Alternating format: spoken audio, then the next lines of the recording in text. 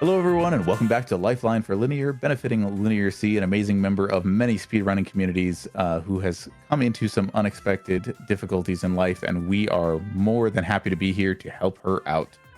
Thank you for being patient during our extended wait here. It does take a not insubstantial amount of effort to pack this much action into such a short run, but I am extremely grateful and lucky to be able to bring you the next run, a Sculled 100% clear hard mode run of BPM bullets per minute with JamesSwan.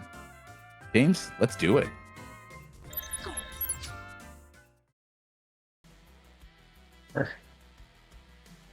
Hello everyone, my name is JamesSwan, and here we are playing BPM bullets per minute. It is an honor to be back, though I also have a wonderful couch here with me. If you all would like to introduce yourselves real quick. Yeah, hi, my name is SatanHerself, and I love this game. James is the coolest, so I'm really excited to be here. Hello, my name is Ozmourn, and I also love the speedrun of this game. I've seen James play it. I saw him play it at AGDQ and absolutely loved the run. I love the speedrun in general, and I'm super excited to have him do it for us here. Yep. Look, I'm just saying, Oz says that about every speed game he's ever encountered. He watched them all at AGDQ, but especially this one, because it actually was at AGDQ 2025. That it was, and that run was a Sculled 100% clear on easy, though this will be on hard mode, so you're going to see some more difficult enemies, a lot more enemy density. We're going to be taking some risks here, we're going to be having some fun, but most of all, we are going to be going fast. So count it down with me, everyone. We are going to get this run started in 3, 2, 1, go. Good luck. All right. So this game is a rhythm shooter and a roguelike at the same time. We got 4 different worlds to go through, 2 Asgard floors, though technically you can have Asgard 2 or crypts, depending on the luck that you get. 2 Vanaheim floors, 2 Svartalfheim floors, and 2 Helheim floors going through Asgard 1 here. Hey, there's our first bit of good luck already. We've got a crypt on this floor, which is something we're looking for in every run that we do. That's those stairs there. The crypt is a very key part of going fast in any run. Reason being is the crypt has a few key rooms that we're going to be looking out for every single time. One of those rooms is called the statue room. You can put in up to 50 coins into the statue that is in that statue room, hence why, called the statue room. You would hope that it has a statue in it. There's also the well room, and that well room has 4 items in it that you can take one of. If you can take one of those 4 items, usually they're much better than your average items, and those can swing the RNG of your game for the rest of the run. It will definitely help you go pretty fast. And then there's always a guaranteed armory spawning in the crypts. Needless to say, all of those compounding together make for a very beneficial thing. The only downside is the crypts has much stronger enemies, though I'd like to say I'm pretty good at the game. With the standard clear all rooms version of this run, I am a former world record holder multi-time over, so I'd like to say I'm pretty decent at this game. Yeah. Making our way through Asgard 1 here. One thing about the primary mechanic in this game is that, as James mentioned, and that you probably noticed already, this is a rhythm shooter, so James can shoot on every beat or every half beat, and the game will count as pretty much as being on beat for the tempo that he's at. What is the current tempo of this soundtrack, James? The current tempo is actually locked in for the entire soundtrack. It is 88 beats per minute. And that is static across the entire soundtrack for this game. So when you get really good at the game and you've played it for over 500 hours like I have, you can actually just memorize that tempo into your muscle memory and basically just have it locked in. Now, I would like to note we are going into a challenge room here. We're clearing the first wave of it here, and normally in a normal clear all rooms run, you would only have to clear the first wave of this challenge room, but with a 100% clear, we're going to clear all 3 waves of it here. And we're going to get some extra more goodies difficult as you go. Right? You see these difficult enemies like these ice witches spawning. They have more health, a little more difficult. You'll see more spawner type enemies like the mother of flies there spawning, and then armored enemies like these guardians on the third wave. But thankfully, Skuld has a very powerful kit that allows me to just burn through that shield using Skuld's secondary ability, the Mark for Death, the Mortal Curse. Oh, and that is a wonderful item that I love to see very early on. Auto aim That sounds is good. the auto aim, the Dead Island. Needless to say, faves. that's going to allow me to focus a little more on the commentary here. I'm not going to have to worry too much. No You can see worries. how that reticle just got way bigger. Oh, the shots have to be a lot less precise now. Also, if you're looking at the reticle, you can check out that the beats are gonna be those sort of like bigger lines that go towards the center, and then there's the half beats that are the smaller. So you can even see, you know, and not just hear the beats that James is hitting. If James does not shoot on beat, by the way, the game just will not care. It says that's a miss. You don't get to shoot on that. So it's vitally important. However, I also do want to add on to that by saying, so this game has like a system where you do the flawless clear, as you can see, and what constitutes as like a flawless clear for each room is that, of course, you got to kill the enemies, but also the fact that whether you get hit and whether you shoot on beat, which means that James could be shooting at a wall for no enemies for 2 full minutes, and as long as he is shooting on beat the whole time, the game will still consider it a flawless clear. Yeah, you're preserving that multiplier and that streak in the top right corner. That's what the game kind of Precisely. wants from you. And there are some Score isn't potential. super critical to going fast, but it is pretty cool to watch number go up. It For sure. is. Number go up makes you happy, so we do like seeing number go up, and number will go up very high in a long run like this where we are doing as I said, with the incentive, a 100% clear. And what is that 100% clear kind of all about? Well, as I said, it's kind of similar to the Clear All Rooms run, but instead of clearing one wave of those challenge rooms, we're going to be clearing all 3, and at the end of a challenge room, you get a challenge chest. And as you see, the loot in challenge chests is usually pretty good. Case in point, I got the Deadeye lens out of that. Yeah. That's the auto-aim reticle. Taking a little bit of a risk there, taking the Damocles sword to gain a few extra coins there, but I'm thinking it's probably going to be worth the risk in the long run here. I am going to have to backtrack before I clear that boss room, though, Yeah, so you're gonna have not to be too careful happy about about that. Your health dropping now. Yep. As you can see in that bottom left-hand corner, you see the main mechanic of Skuld. My health pool is constantly ticking down. Ooh, but there's a Dwarven bracelet to help my journey go a little bit faster. The Dwarven bracelet is the speedrunner's dream. Alongside the battle line, apparently the game has decided we're going fast today. The battle line reduces my cooldown, the Dwarven bracelet reveals the map, and when I say the battle line reduces my cooldown, as you can see, I'm kind of just ignoring the tempo, ignoring the beat. Mixed That's with nice. mixed with the Deadeye lens, I can just bam, basically. I was just thinking about mentioning earlier how some items kind of let you cheat around the playing on the beat. I just didn't know if we'd see one or not. Yeah, And there's here we also are. quarter note, which lets you go every quarter note too. But this one's the one you want. Yeah, don't really need Odin's Blessing there. Odin's Blessing is the spell I got out of the challenge chest there. It's very useful for casual runs. It means you can restore your health over time. It refills every single room, but I don't think we're going to need that. Skuld restores her health automatically by dealing damage to enemies, so if I was ever in a situation where I needed that, well, I'd be in a much worse situation than I would normally be. I'm also going to be grabbing the trampling boots. Holy cow, this game has decided I am going fast today. Does that mean every equipment slot is filled at this point? Yes, I have a full loadout of very, very powerful gear. The only thing I might... Oh, wow. We're going very fast. That's the Celestial Drum Roll. Apparently, It's like the moment that James starts explaining the item he just got, he gets another item that improves the run. Yep. Celestial Drum Roll. I snap my fingers. The room's cleared, basically.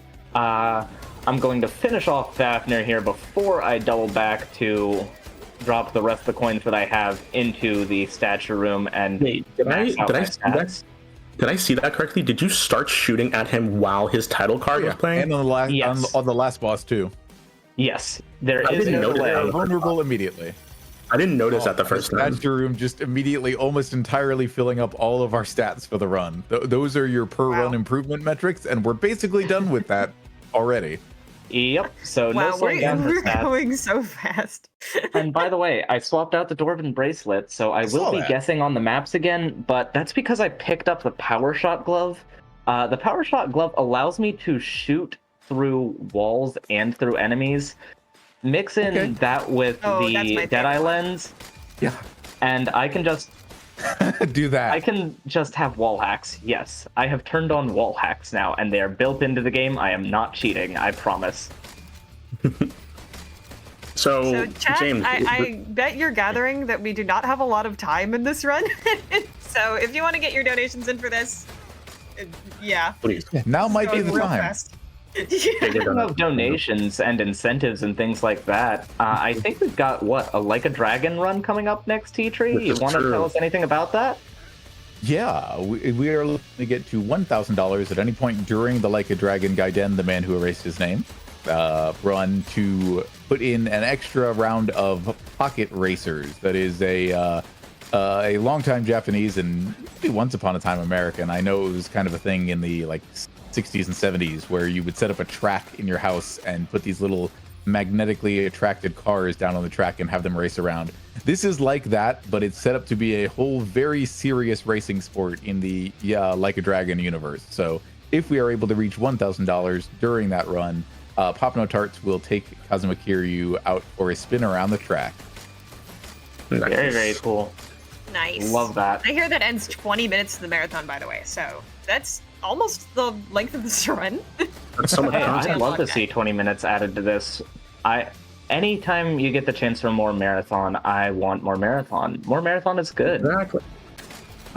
So tell me, does this game have lore, James? Kind of.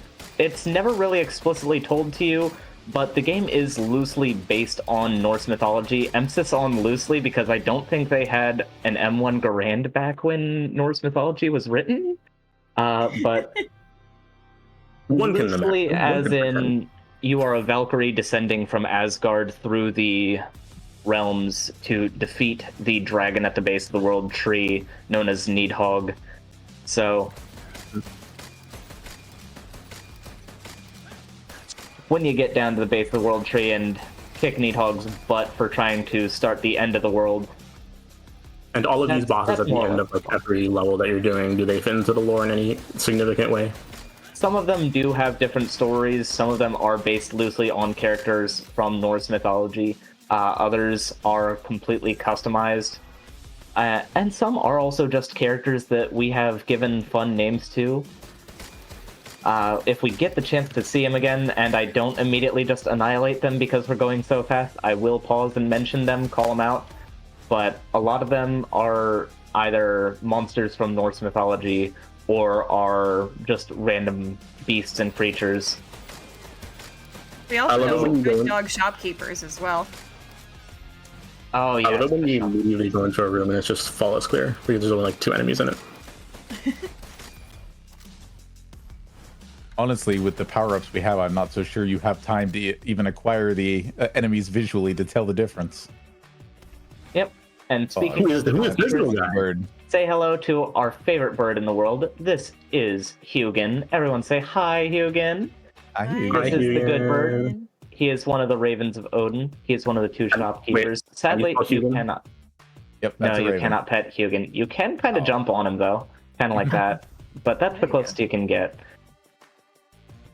His brother Wait. Munin is the shopkeeper of the armory, and that's about all you can do with the birds in this game. Though there are also dogs. There are dogs in this game, technically wolves. Though they don't really look like any dogs or wolves I've ever seen. They are the shopkeepers of the bank. We call them Gary, Gary, and Gary because there are 3 of them. The wolves of Odin, if you are familiar with Norse mythology, are Gary and Freki. But since there are 3 wolves in the bank, we call them Gary, Gary, and Gary. And we say that Frecky covers your shifts when you play as Gary. Because yes, you can play as Gary in this game. Yeah, you cannot pet the dog, but you can play as the dog. Yes, so And hey, that's pretty you cool can, too. yeah, you can play as the dog, and the best news is all of the animals in this game are safe. You do not have to worry about saving or killing the animals. They are already saved. Hooray. I put the names of each Gary in chat to let chat know that we are in fact talking about 3 separate people. Correct. And you can see them right here. There's Gary, Gary, and Gary. Adam. How do you know Which one is which? How do you know which one's which? This one's Gary, and that one's Gary. Don't worry Okay, about perfect. it. Oh, okay, makes sense. Don't worry about it. Perfect. Yeah, Okay. No, I understand now. I understand. I get it. I promise you, it Yeah, makes more we sense kind of- eventually. We kind of mentioned this before when we said it's a Scold run, but Scold is the Valkyrie that you choose at the beginning of this game. And yes, indeed, Yes. there's individual drawbacks and strengths to each character you can play as in this game. So there's a huge amount of variety in what you can do, not even just because it's a roguelike, so you'll get new generations each time, but you can also play with different characters. And yes, one of them is indeed Gary. Yes. So if you're watching this run and you think, hey, the game looks cool, but I don't like the idea of my health bar constantly ticking down, I don't like having that anxiety on my mind, don't worry. Most of the other characters do not have that mechanic built in. Skuld is the only one with a health bar whose health ticks down. Though, hey, if you're more of a Souls-like player and you like the idea of dying in one hit, more power to you. I think you would probably love playing runs as Oder or Sangrador. They are one-hit KO characters. You will literally die in one hit if you're playing them. And I see one of my friends is in chat, G50. He is one of the best Oder runners in our community. So if you want to know about Oder, definitely go and talk to him. He is absolutely amazing. Also, go check out the VOD of his hotfix run last night, playing Health Pool Hell, a clear all rooms variant of our newest multi-character category in the community. So yeah, shout out to Crosshair, shout out to GDQ Hotfix. So Very cool. absolutely wonderful showing by him last night. And it makes a lot of sense thematically too that Skuld as the I think the youngest of the Norns, the kind of fates of Norse mythology, would be the one with like a ticking time bomb of a health bar. One of the bringers of destiny and fate in their mythology. Very true, very true. We are making our way out of Svartalfheim 1. I have not yet spoken about boss modifiers, so I'll take the chance here while we do have Giant Champion Elvis. Elvis is not usually this big or this glowing orange. Normally they're just kind of molten rock, but in this case, the Champion modifier increases Elvis's health pool, as does Giant makes Elvis bigger, and also gives Elvis a much bigger health pool. There are boss modifiers and there are floor modifiers. Thankfully, we haven't gotten any mean floor modifiers yet today. Floor modifiers can range from the helpful, like Midas and Glass, to the deadly, like Baron. Baron is just the worst for speedrunners in some cases. In other cases, it can kind of help us. There's also Shopless, there's Pitted. I would take the time to explain all of them, but some of them are self-explanatory and others are also way too much to explain without being on a floor that has them. I will say though, I have a personal vendetta against frozen and space floors. Space floors, they give you moon gravity and they make your movement very difficult. And frozen floors, well, I think we all know what ice physics are. Yeah. Ice physics are not fun. And since I we feel said like hi it to might be Hugin- manageable on a run like this where you have auto aim and all the other things working in your favor, but I still wouldn't wish it on you. Yeah, and since we said hi to Hugin, we may as well say hi to Munin, the other Raven of Odin, who is just a suit of armor and the shopkeeper of the armory. Another yes, the very Cyber good Raven. bird. Yes. Hugin and Munin, the Ravens of Odin. Though Tag yourself, I'm human. Munin got kind of a automail upgrade, I guess. Indeed. Munin's in their steampunk phase. More power to Metal them. Raven. Raven. Sorry, I think I cut somebody off. Oh, okay. Full Metal Raven, I love that. Full Metal Raven. Very nice. Just don't introduce anyone to Shao Tucker. I'm not ready for that again. Oh no. No, I was wondering no, if anybody was going to let's read not it as a speak Full of Metal that. Jacket reference rather than a Full Metal Alchemist. Oh, But nah. neither is a good scene. Yeah. Yeah, neither's great. Let's not give chat just trauma today. I mean, this is going to end more like the ending of Full Metal Alchemist, where we overcome the forces oppressing us. Very true, very true. And I mean, with the snap that we have, the celestial drumroll, it does create a lot of explosions and fancy lights, like Full Like a Metal few Alchemist. people, you know. Yeah. Yeah.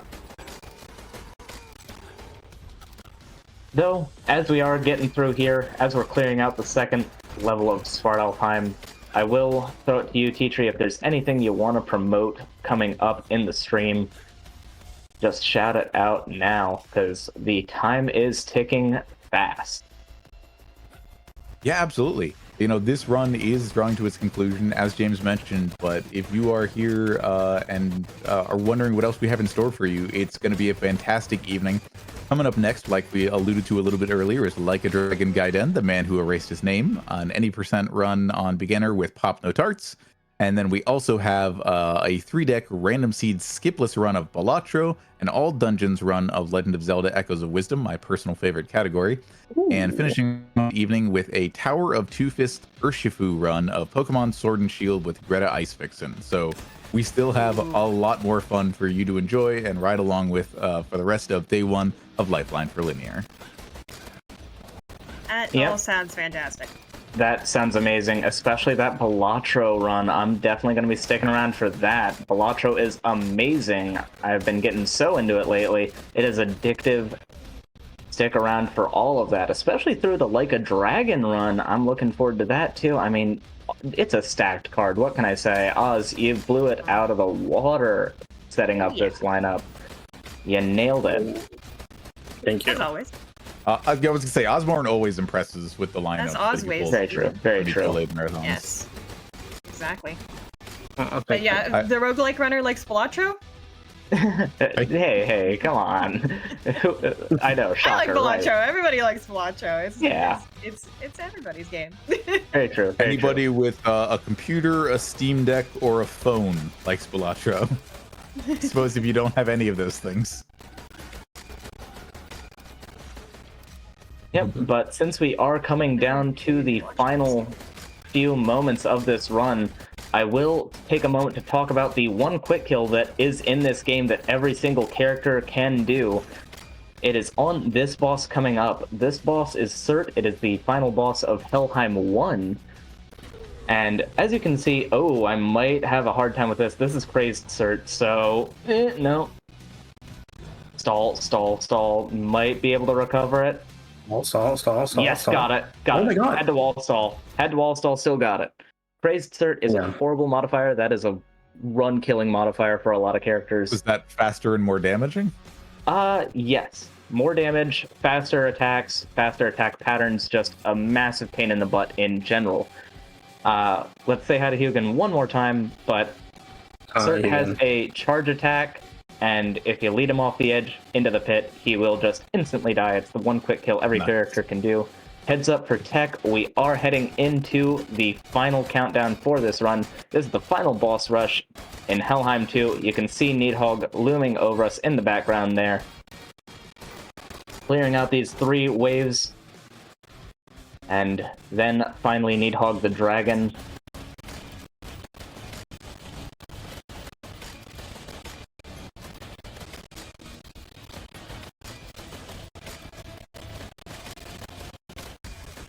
And time. There we go. GG. GG. GG. Excellent. waiting That for it to was a say for very secure, fun but I think run. you're looking at about a 2245 RTA and a 2115 IGT. Underestimate. That's all I was going for. Heck yes. Well, yeah, especially with all your The extra stops to roguelike. show people what the game had to You did offer. great. Well, yeah. Yeah, it was You're fantastic. on a live stream. You're on a marathon. You got to have at least a little bit of fun. Exactly. Yeah, And well, I will speaking say of the live our fun was stream, getting to hang out with you for this. So well, thank you for thank having you all us. for being here. Speaking of the live stream, thank you, Ozmourn, for having me. Thank you for inviting me. It has been an absolute honor just to be invited by you to take part in this, to help out a member of the speedrunning community. It is an absolute just joy to be able to help out a person in need any chance that I get, especially if it is part of a community like the speedrunning community. I've made so many friends in the speedrunning community, just like the three people here on my couch or on the host mic. Ateatree, Oz, Satan. I have met all of them through the speedrunning community, without speedrunners and the speedrunning community. I honestly don't know where I would be today. So everyone out there in chat, thank you. Know that you are doing an amazing thing by donating to Lifeline for Linear, and keep it coming. Satan, Oz, anything y'all want to say before we head out? Only just that you're awesome, James, and I really appreciate you having me on. I don't run this game. I don't run roguelikes pretty much.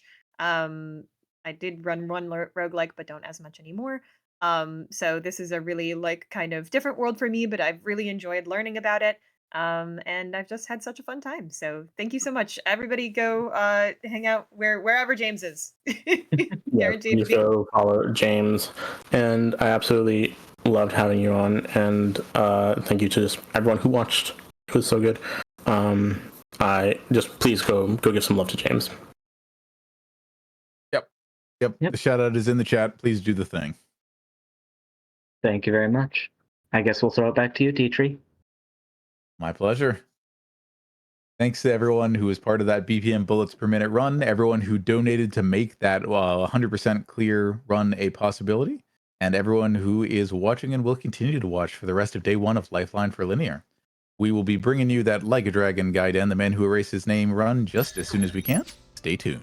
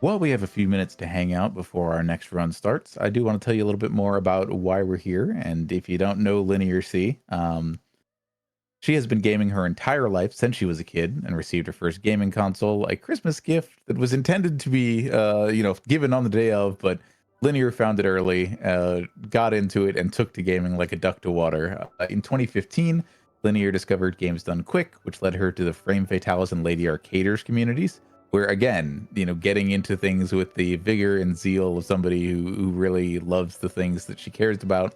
She started volunteering in various roles from hosting to community moderation, and soon became a lead for Lady Arcaders and a runner. Linear loves helping and uplifting others in her community and helping raise money for charities. If you want to know more about how to help LinearC directly, you can type !LFL in the chat. And yeah, there's a lot of helping that you can do to help her and her son Ken, and in return, we would love to help bring you even more of this marathon, including that Pocket Racer bonus as part of the Like a Dragon Gaiden run, and even more incentives that we'll have over the next several days for you.